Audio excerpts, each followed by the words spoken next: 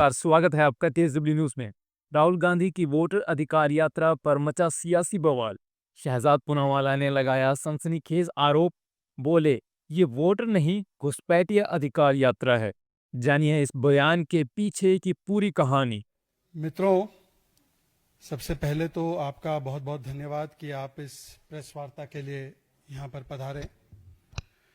बस एक दो दिन में मित्रों, हम सभी लोग, खास करके जहाँ से मैं आता हूँ महाराष्ट्र के लोग, गणेश चतुर्थी के उत्सव के रंग में रंग जाएंगे। और महाराष्ट्र में हम गणेश जी को विघ्नहर्ता मानते हैं। इन्हीं पदचिन्हों पर चलते हुए, इसी से प्रेरणा लेते हुए, गुड गवर्नेंस अर्थात सुशासन में जो सबसे बड़ा विघ्न है, भ्रष्टाचार और अपराध का विघ्न, इसको हटाने के लिए परम गणेश भक्त प्रधानमंत्री नरेंद्र मोदी जी की सरकार ने 130th कॉन्स्टिट्यूशन अमेंडमेंट बिल को पार्लियामेंट में लाने का काम किया। मोटा मोटी अगर समझाया जाए, कानूनी पेचीदगियों में ना फंसते हुए, तो ये एक ऐसा हथियार है, ऐसा औजार है, ये ऐसा tool to fight against corruption and criminalization in politics है कि यदि कोई व्यक्ति जो एग्जीक्यूटिव पोस्ट पर आसीन है, चाहे वो प्रधानमंत्री स्वयं क्यों ना हो, चाहे वो मुख्यमंत्री हो, चाहे वो केंद्र या राज्य के मंत्री क्यों ना हो, अगर वो किसी गंभीर अपराध के मामले में, जो 5 वर्ष से ज्यादा जिसकी सजा हो, उसमें अगर वो जेल जाते हैं और लगातार 30 दिन तक जेल में रहते हैं और उनको न्यायिक राहत ना मिले किसी भी रूप से, तो वो अपने पद से हाथ धो बैठेगा। मोटा मोटी ये कानून इस चीज को सुनिश्चित करता है।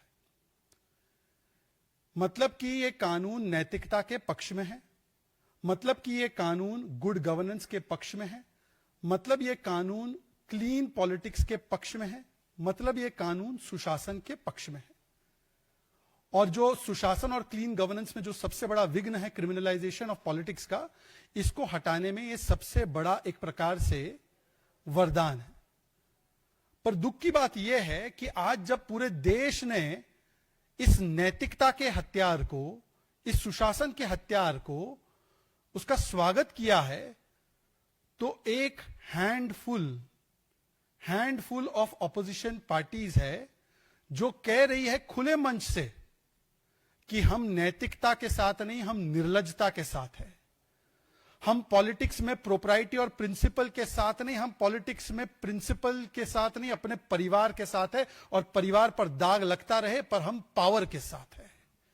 मतलब कि आज प्रधानमंत्री मोदी जी की सरकार के इस इनिशिएटिव के बाद बहुतेक लोग तो समर्थन कर रहे हैं नैतिकता and clean governance and politics of principle का, पर एक हैंडफुल ऑफ ऑपोजिशन है। जो हैंडफुल ऑफ ऑपोजिशन है वो कहता है कि हम तो निर्लज्जता के साथ, हम तो पावर के साथ।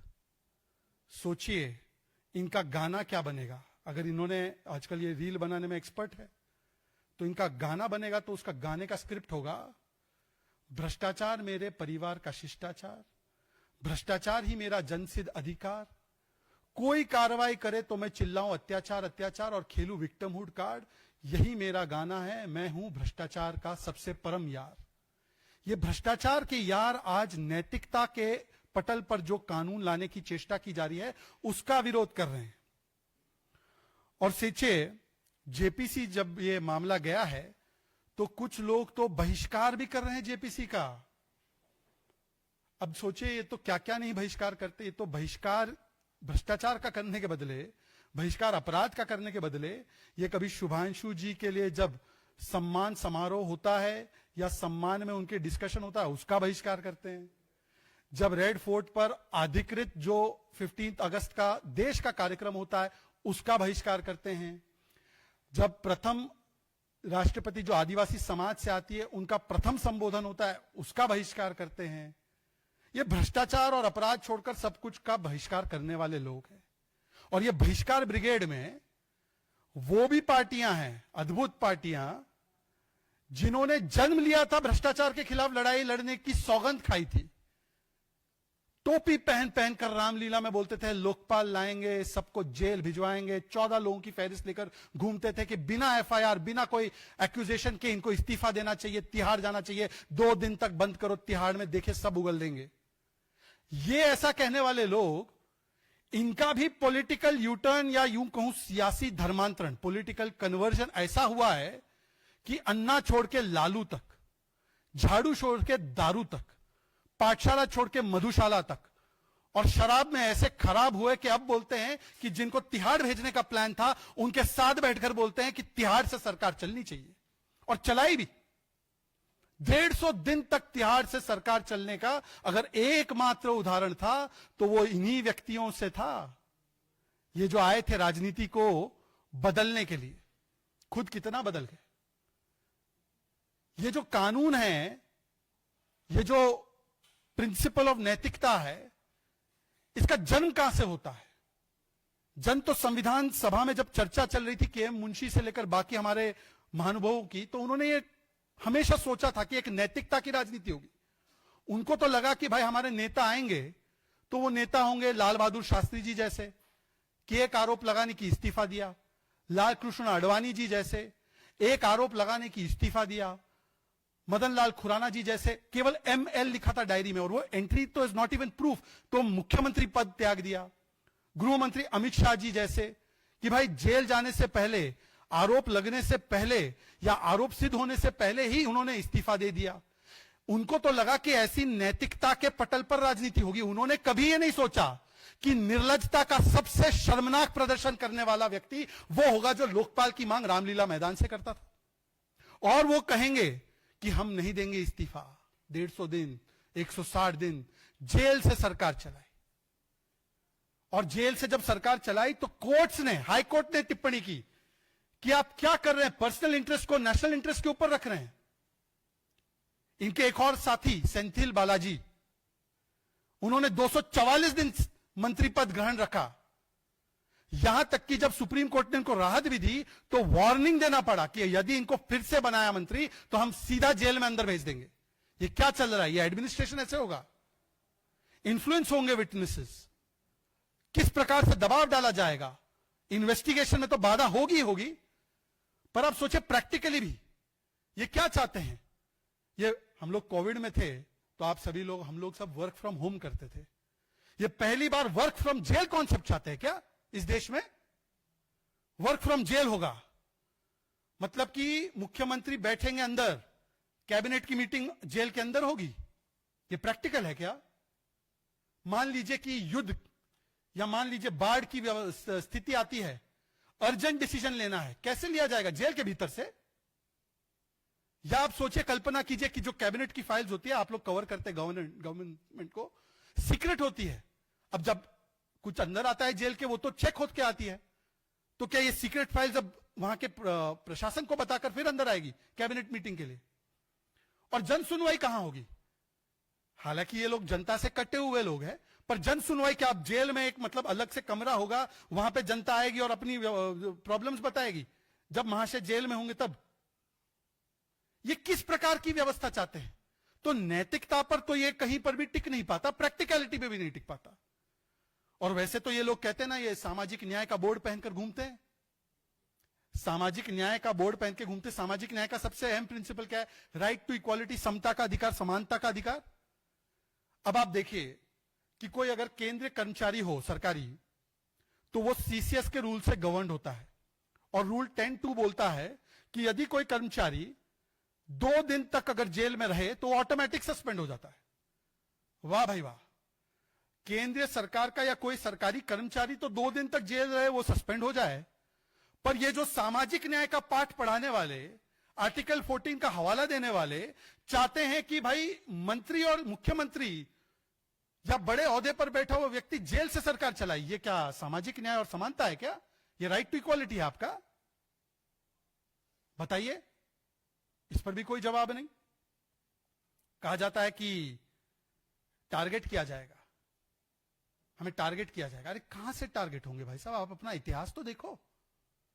एक कन्विक्टेड चारा चोर, दूसरा अक्यूज्ड लैंड चोर, तीसरा जॉब चोर, चौथा माइन चोर, ये सारे चोर मिलकर बोल रहे हम टारगेट होंगे। भ्रष्टाचारियों का बैंड वैगन एक होकर भ्रष्टाचार और अपराध को कम करने या उसको नस्तनाबूद करने के कानून का विरोध कर रहा और संविधान का हवाला दे रहा। बोले डेमोक्रेसी बचा रहे। नहीं भाई साहब, आप डेमोक्रेसी नहीं बचा रहे, आप अपने परिवार के द्वारा किए गए भ्रष्टाचार को बचा रहे। ये डेमोक्रेसी बचाओ का आप आदर्श गिना रहे हैं। जिन्होंने एक फोन करके फतवा जारी करके राजन्नाथ जी को हटा दिया, एसटी नेता थे ना, क्या गलती थी राहुल जी उनकी कि उन्होंने सच उगल दिया। ये डेमोक्रेसी का पार्ट वो शशि थरूर जी की पार्टी पढ़ा रही है। जो शशि थरूर जी ने ऑपरेशन सिंदूर का समर्थन क्या कर दिया, उन्होंने बोल दिया कि भाई ये भारत की जो है एक प्रकार से मुंह तोड़ जवाब से पाकिस्तान गिड़गिड़ाया, तो भाई शशि थरूर को म्यूट कर दिया। इनके एक नेता है, हम तो डिबेट में जाते हैं रोज सुबह शाम, तो वहां पे एक नेता आते संजय झा, एक बार उन्होंने आर्टिकल लिखा कि भाई पार्टी में ये चीजें सुधार होनी चाहिए, तो आज तक सस्पेंडेड है।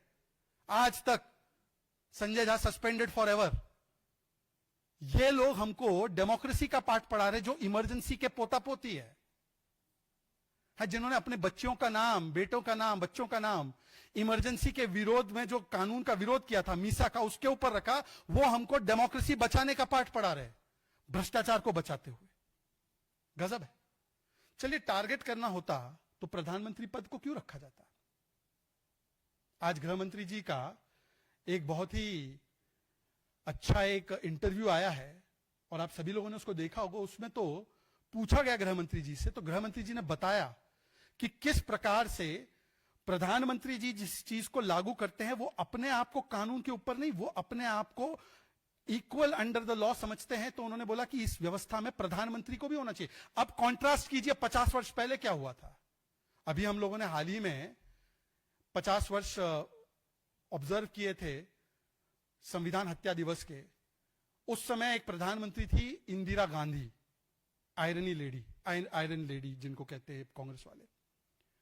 इन्होंने जब कन्विक्ट हुए इलेक्टोरल फ्रॉड के लिए, तो पोस्ट फैक्टो कानून लाया, संविधान में बदलाव लाया कि प्रधानमंत्री पर कोर्ट कोई सवाल नहीं खड़े कर सकता।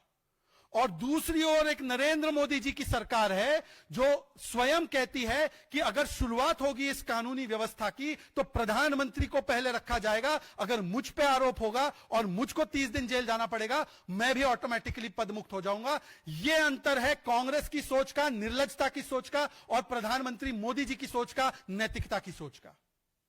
यह दोनों में स्टार्क डिफरेंस है। हम टारगेट कर रहे हैं किसी को। हमारे सबसे ज्यादा मुख्यमंत्री है ना भाई। कानून अगर अप्लाई होगा तो किसको, कौन जाएगा पहले? सीएम के ऊपर आएगी ना ये गाज। सीएम किसके ज्यादा है? आपके तो 3 है कांग्रेस वालों के, हमारे 14 से अधिक, एनडीए के तो बहुत, बाकी पार्टियों के तो एक सीएम है। हमारे ज्यादा सीएम है, मंत्री हमारे ज्यादा है, प्रधानमंत्री हमारा है। हम टारगेट करने के लिए कानून लाए। और टारगेट किसको करेंगे भाई? ये जरा अपना इतिहास खंगाल के तो देखे। ये जेएमएम पहली बार कन्विक्ट कब हुई? 94 में ब्राइबरी स्कैंडल में हम थे क्या? ये लालू जी पहली बार जेल कब गए चारा घोटाले में? क्या हमारी सरकार थी क्या? लालू जी का पहला कन्विक्शन कब हुआ? 2013 में हमारी सरकार थी क्या? सोनिया जी, राहुल जी अक्यूज नंबर 1 और 2 नेशनल हेराल्ड में कब बने कोर्ट के द्वारा? 2012-13 में। हम थे क्या? पहली बार ए राजा कब जेल गए? हम थे क्या? आदरणीय मुलायम सिंह यादव जी पर डिस्प्रपोर्शनेट एसेट्स केस चलाया किसने? हम थे क्या? कांग्रेसी नेताओं ने किया था केस। तो ये तो ऐतिहासिक तौर पर ये भ्रष्टाचारी है। इनका तो ट्रैक रिकॉर्ड ऑफ करप्शन है, गोल्ड मेडलिस्ट ऑफ करप्शन है ये लोग। आज बोल रहे हैं हम टारगेट हो रहे हैं। हां, उस समय पर केस फाइल हो जाते थे, कुछ कंक्लूजन नहीं होता था। आज केस फाइल होता है और जेल जाना पड़ता है और रिकवरी होती है और 99% कन्विक्शन रेट है। अच्छा, ईडी के विषय में भी ये कांग्रेस और आप की तो जबरदस्त जुगलबंदी है। इसको कह सकते हैं ना, हिपोक्रेसी की सबसे ऊंची सीमा पर ये दोनों खड़े हो जाते हैं। कांग्रेस बोलती है ED is being used for targeting us. ठीक है, यही ईडी जब अरविंद केजरीवाल के ऊपर कार्रवाई करे और सुप्रीम कोर्ट राहत ना दे और कंडीशन लगाए कि भाई इनको सीएम ऑफिस में घुसने नहीं देंगे, तो सबसे ज्यादा पोस्टर दिल्ली में पता है किसने लगाया कि ये केस हमने शुरू किया, हमने किया, मैंने किया, ये Pawan Khera and company, Congress party ने। तब ईडी एकदम बढ़िया, हम पे हो गुनहगार, दूसरों पर हो चमत्कार। हिपोक्रेसी है यार। ये आम आदमी पार्टी वाले, ED is being used, ED is being used. और यही ईडी जब कार्रवाई करे छत्तीसगढ़ के पूर्व मुख्यमंत्री भूपेश बाघेल पे, तो ऑफिशियल प्रेस कॉन्फ्रेंस करके बोला अरे राहुल गांधी को भी गिरफ्तार कर दो। Rahul ji, ED is being misused, ED is being misused. फिर आया पिनराई विजयन को भी जेल में डाल दो ईडी के इस्तेमाल से। ये उनका ऑफिशियल बयान है। He wants Pinarayi Vijayan to be put in jail for corruption. मतलब ये क्या है? केरला में पिनराई विजयन और लेफ्ट करप्ट है, और जैसे ही केरला की सीमा खत्म हो जाती है तो वो नॉन करप्ट हो जाते हैं, उन फिर टारगेटिंग हो जाती है। हाँ, पंजाब में आम आदमी पार्टी करप्ट है, केजरीवाल करप्ट है, जैसे ही वो सीमाओं को लांग के बाहर आ जाते हैं तो वो एकदम साफ सुथरे हो जाते हैं। कांग्रेस उनके लिए छत्तीसगढ़ में करप्ट है, छत्तीसगढ़ की सीमाएं लांग के आ जाते हैं तो ये संवैधानिक विषय बन जाता है। ये क्या कहना चाहते हैं और ये किसको बेवकूफ बना रहे हैं? सिर्फ इतना मामला है ये कोई भी डेमोक्रेसी बचाने का नहीं, ये भ्रष्टाचार को बचाने के लिए ये व्यवस्था चाहते हैं। और आज इसीलिए मैं आदरणीय राहुल गांधी जी से पूछना चाहता हूं, राहुल जी, क्या वो वाले राहुल जी सही है जिन्होंने ऑर्डिनेंस फाड़ा था मनमोहन सिंह जी की सरकार का, जब लिली थॉमस केस के बाद 2 साल से अधिक किसी की कन्विक्शन हो तो उसको सदस्य बनने का अधिकार नहीं था? उनको बचाने के लिए जब ऑर्डिनेंस आ रहा था तो आपने नैतिकता का ऐसा हिजाब डाला कि भाई मैं सबसे नैतिक, फाड़ो मेरी सरकार का ऑर्डिनेंस। आज तो यही कहा जा रहा है ना कि ऐसा व्यक्ति हो 30 दिन तक राहत ना मिले, कोर्ट जेल में रखेगी, कोई हमारी सरकार थोड़ी रखेगी। और कोर्ट से अगर राहत ना मिले, ना एंटीसिपेटरी मिले, ना बेल मिले, ना रेगुलर बेल मिले, ना कोर्ट उनको राहत दे, तो वो पद मुक्त हो जाए और पद किसी और को दो, तो राहुल गांधी बोलते कि नहीं ये अब संविधान के खिलाफ है। तो तब झूठ बोल रहे थे, आज झूठ बोल रहे हैं। राहुल जी, कैबिनेट मीटिंग कैसी चाहते हैं आप? जरा बताइए हमको, जेल के भीतर की कैबिनेट मीटिंग चाहते हैं? या राहुल जी बताइए कि जब केजरीवाल 150 दिन जेल में थे और आपकी पार्टी हर दिन में 2 प्रेस कॉन्फ्रेंस करके बोलती थी ये केजरीवाल इस्तीफा दो, केजरीवाल इस्तीफा दो, ये सही था, ये गलत था? और केजरीवाल जी आप भी बता दो, आप तो भाई पंजाब में तो लोकपाल बाइनोकुलर से देखने पर नहीं मिल पा रहा है। एनीवे, छोड़ देते हैं वो विषय, आपको ज्यादा दुख हो जाएगा आपको मैं पूछूंगा तो। पर ये तो बता दो अरविंद केजरीवाल जी कि आप तो प्रधानमंत्री पद को लोकपाल में लाना चाहते थे, अकाउंटेबिलिटी चाहते थे, आप इसके साथ है या इसके खिलाफ है? और आप तो भाई बिना एफआईआर के 14 मंत्रियों के इस्तीफे मांगते थे। अब मैं ऑडियो प्ले कर लूंगा, सोनिया गांधी जी पे क्या बोला, लालू जी पे क्या बोला, मुलायम जी पे क्या बोला, तो भाई आपके लिए प्रॉब्लम हो जाएगी। तो आज क्यों बदल गए? कुल मिलाकर ये लोग चाहते हैं भ्रष्टाचार का अधिकार। कोई वोट का अधिकार तो पता नहीं, इनका एक ही है कि मुझे चाहिए भ्रष्टाचार का अधिकार, अनलिमिटेड लूट का अधिकार, अनलिमिटेड अपराध करने का अधिकार।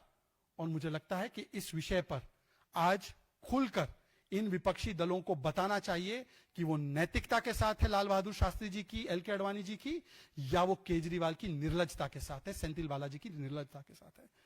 अब इसी पे जुड़े हुए पहले कोई विषय हो तो इस पे पहले रखेंगे और फिर उसके बाद कुछ सवालों के जवाब देंगे। कौन कह रहा है स्पेसिफिकली बताइए? कांग्रेस संघीय ढांचा पे स्ट्रेट फेस रख के बोलती कैसे है? कांग्रेस जिसने 356 का सबसे ज्यादा गलत इस्तेमाल किया, कांग्रेस पार्टी जिसने सबसे पहली चुनी हुई, बाय द वे लेफ्ट की सरकार पूरी दुनिया में अगर थी वो नंबूद्रीपाद जी की थी 1959। उस सरकार को भी नेहरू जी ने प्रेसिडेंट रूल लगाकर वहां पे हटा दिया। ये कांग्रेस पार्टी जिसने मुझे लगता है कि 90 से अधिक बार 356 और इस चीजों का इस्तेमाल किया, वो संघीय ढांचे का ज्ञान दे रहे हैं। ये संघीय ढांचे के खिलाफ नहीं, ये भ्रष्टाचार के ढांचे और अपराध के ढांचे पर चोट करता है। इसमें प्रधानमंत्री पद को भी रखा गया है ना, इसमें केंद्रीय मंत्री भी तो शामिल है ना। और कोर्ट पर विश्वास नहीं है क्या? देखिए, अरेस्ट करना मान लीजिए कि एक एजेंसी का काम हो सकता है बेस्ड ऑन द एविडेंस, पर कोर्ट ही तय करेगा ना कि जेल में कौन रहेगा। और खास करके एक मंत्री या कोई मुख्यमंत्री हो या कोई प्रधानमंत्री हो, उनके विषय पर तो 30 दिन के भीतर, अगर 30 दिन तक कोर्ट अगर रखता है तो कोर्ट को कुछ मिलेगा तभी तो रखेगा, या आप कोर्ट पर भी भरोसा नहीं है। ये अपने पारिवारिक भ्रष्टाचारी ढांचे को बनाने के लिए कभी डेमोक्रेटिक ढांचे और कभी संघीय ढांचे का ये केवल कांग्रेस पार्टी जो है बहाना मार रही है। जी,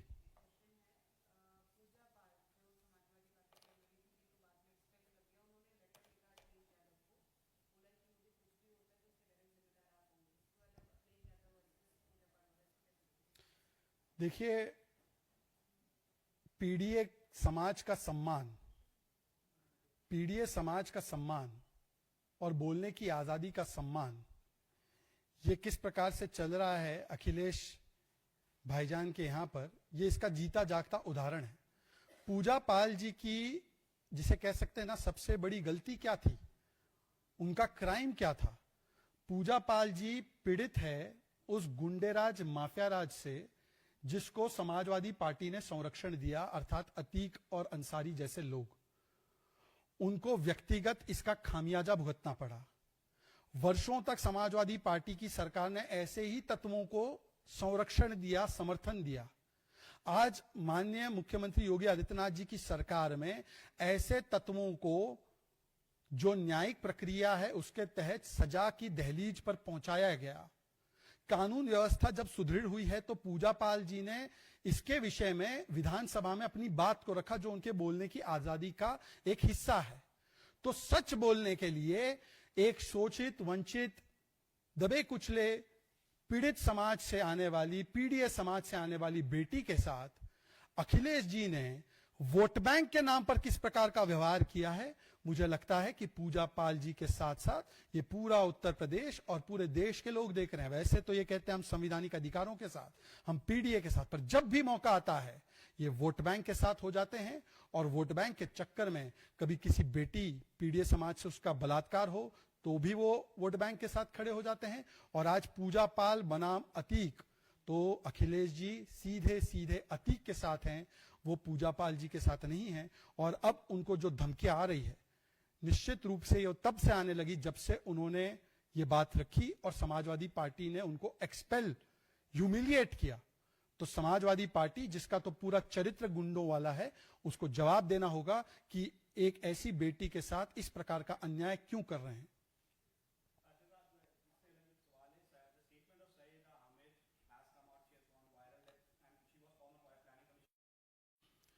ये बयान है तो सैयदा हामिद जी के मुख से, पर it has come from the mind and heart of Sonia Gandhi and Rahul Gandhi. क्योंकि ये जिसको कहते हैं ना families oldest and most loyal retainer, ये वो है। Syeda Hamid ji one of the most loyal and oldest, सबसे पुराने रिटेनर्स में से एक है, फैमिली रिटेनर्स, जो फैमिली के रहमो करम पे उनको पद मिले, बड़े बड़े ओहदे मिले। तो ये स्टेटमेंट को आप, सैयदा हामिद का नहीं, ये स्टेटमेंट को आप लीजिए as the love and affection and complete devotion of Sonia ji, Rahul ji for the illegals. और वैसे भी घुसपैठियों का साथ हमारा हाथ, ये कांग्रेस का ऑफिशियल नारा है। भाई गुलाम मीर, इन्होंने तो झारखंड चुनाव में बोला था कि हम घुसपैठियों को जो है वो गैस सिलेंडर देंगे। हमने देखा है कि किस प्रकार से घुसपैठियों के लिए, जिसकी संख्या अब 90% कम हो चुकी है, क्योंकि जब से अमित शाह जी गृह मंत्री बने, जब से एनडीए की सरकार आई है, हमने तो फेंसिंग कर दी और सबको चुन चुन कर भेज रहे हैं। पर जो ये भरे पड़े थे पहले से, इनके द्वारा, इनकी सरकारों के द्वारा, इनको कार्ड देना, इनको शिनाख्त देना, इनको वोटर का अधिकार देना, ये सब करने का काम कांग्रेस की सरकारों ने, या उनकी जो निकली हुई, एक ही उपज से निकली हुई सरकार ने किया। और आज वो एसआईआर एक्टिविटी का भी जब विरोध करते हैं, वो इसीलिए करते हैं क्योंकि वो चाहते हैं कि बिहारी को नहीं, बाहरी को वोट मिले, वो नागरिक को नहीं, वो घुसपैठिए का अधिकार चाहते हैं। तो इसीलिए मुझे लगता है कि राहुल जी ने वोटर अधिकार यात्रा को थोड़ा नेम चेंज करके घुसपैठिया अधिकार यात्रा करना चाहिए। उनका केवल दिल धड़कता है घुसपैठियों के लिए।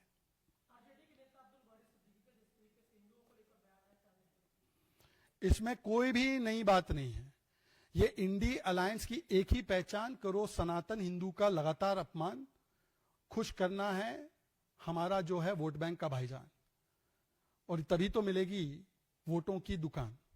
तो ये अपनी वोट बैंक की दुकान और भाईजान को अपना कदरदान बनाने के चक्कर में हिंदुओं का अपमान करने की लंबी फहरिस्त है। ये वही आरजेडी है जिसने रामचरितमानस को लेकर क्या टिप्पणी की।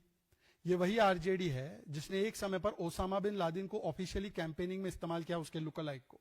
ये वही आरजेडी है जो सिमी को मासूमों का झुंड मानती थी। ये वही आरजेडी है जिसने की किस प्रकार से राम मंदिर के विषय पर भी अभद्र टिप्पणियां की है, वो पब्लिक डोमेन में है। और इनके अलायंस वाले भी देख लीजिए, एक से बढ़कर एक है भाई। एक जो है राहुल जी और कंपनी, जो हिंदू टेरर, भगवा आतंक कहती है, जिसका भी मालेगांव केस में हमने देखा क्या निकला। वो है जो कहते हैं मंदिर जाने वाली लड़की को छेड़ते हैं, जो हिंदू टेरर सनातन समाप्त की बात करते हैं। तो इनके पूरे अलायंस की अगर आप देखेंगे ना, तो एक कैच फ्रेज है, हिंदू को दो गाली मिलेगी वोट बैंक की ताली, यही हमारी वोट बैंक की प्रणाली। ये इसके चक्कर में ही ये लोग दे रहे। देखिए कि ये MY फैक्टर में केवल M को अपीस करने के चक्कर में हिंदुओं का अपमान लगातार करते जाते हैं।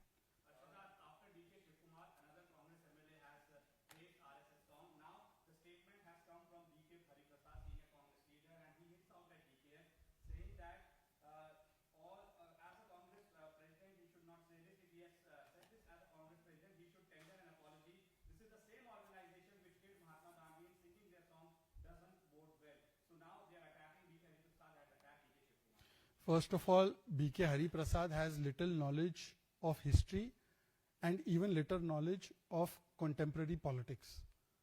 B.K. Hari Prasad should know that the allusion or the accusation he's making against RSS, which incidentally is in its 100th year of selfless service to society and nation building, शताब्दी वर्ष में है RSS, उस RSS के ऊपर एक भी दाग नहीं था, ये नेहरू जी की सरकार ने ही स्वीकारा था और ट्रायल हुआ था बकायदा।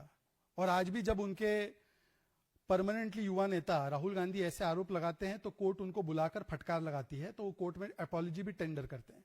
तो ना इनको इतिहास का ज्ञान है, ना इनको अपने नेता के स्टैंड का ज्ञान है कि कोर्ट में कितनी माफी मांगे। वैसे just for your sake of information, BK Hariprasad ने बोला था, for us Pakistan is not the enemy, for us we like Pakistan. Congress के लिए तो नहीं है enemy, Pakistan is enemy for BJP. तो उनके लिए पाकिस्तान भाईजान है और आरएसएस उनके लिए देश का खतरा है। अब आते हैं डीके शिव कुमार जी के स्टेटमेंट पर, जो अभी एक कांग्रेस के विधायक ने भी अभी उसी राष्ट्रगीत या कह सकते हैं देश वंदना के गीत को एक प्रकार से अप्रिशिएट किया है। देखिए, लोग राहुल गांधी को सीरियसली नहीं लेते। Nobody takes Rahul Gandhi seriously. DK Shivakumar, this Congress MLA, they are constantly saying that see on the face of it we may have to say okay to Rahul Gandhi, but internally we also know that the RSS is actually involved in nation building and selfless service. ये राष्ट्रभक्ति का एक संगठन है, ये खुद स्वीकार रहे हैं। और राहुल गांधी को ये दरअसल आईना दिखा रही है। हमारे लिए या आरएसएस के लिए किसी के लिए मैसेज नहीं है, ये राहुल गांधी को मैसेज है कि राहुल जी आप ये बंद करिए बोलना। कब तक ये इमेच्योर स्टेटमेंट देंगे, कब तक इस प्रकार की बचकानी बातें करेंगे। तो राहुल गांधी के प्रति पहले तो जनता ने नो कॉन्फिडेंस तो पास किया, 90 चुनाव आ रहे, फिर एलाइज ने पास किया, संगत ने नो कॉन्फिडेंस मोशन दे दिया। अब उनके पार्टी वाले भी उनके खिलाफ नो कॉन्फिडेंस मोशन देते हैं, कभी रेवंत रेड्डी जी से आता है, कभी डीके जी से आता है। तो अब राहुल जी से पूछे कि वो आरएसएस पे जो दिए गए बयान है उनके विधायक के, उनसे इत्तेफाक रखते हैं कि नहीं। पता नहीं उनका कोई फतवा जारी ना हो जाए, राजन्ना जैसी स्थिति ना हो जाए इन लोगों की।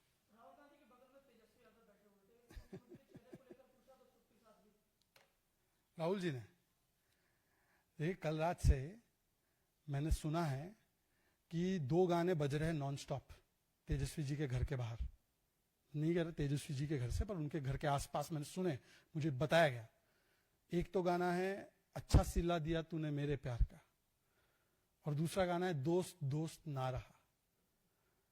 ये दोनों गाने का संदर्भ ये है कि एक ने तो अति उत्साह में, जो चुनाव की अभी तक वैकेंसी नहीं है, प्रधानमंत्री नरेंद्र मोदी जी प्रधानमंत्री हैं, इनके लाख प्रयासों से वो चीजें बदलने नहीं वाली है, वो वहां पे तो राहुल जी को घोषित करके आ गए कि he is our next PM face, जिसको लेकर अब इंडिया अलायंस से भी अलग अलग स्वर उठने लगे हैं। मैंने देखा आपके चैनल्स पे टीएमसी कुछ अलग वादाएं रख रही है, तो इंडिया अलायंस में उस पर तो घमासान हो गया। पर तेजस्वी जी ने, जिसको कहते हैं ना कमिटेड, एकदम कमिटेड तौर से बोल दिया राहुल जी हमारे नेक्स्ट चेहरे हैं। और जब सवाल पूछा गया कि तेजस्वी जी के लिए आप थोड़ा एंडोर्समेंट दे दो, तो राहुल जी ने सारी बातें बोली, केवल ये नहीं बोला कि तेजस्वी जी पर मुझे भरोसा है। इसका ऐसे ही तमाम बड़ी खबरों से जुड़े रहने के लिए हमारे YouTube channel TSW news Hindi को सब्सक्राइब करें। वीडियो को लाइक, कमेंट, शेयर करना बिल्कुल ना भूलें।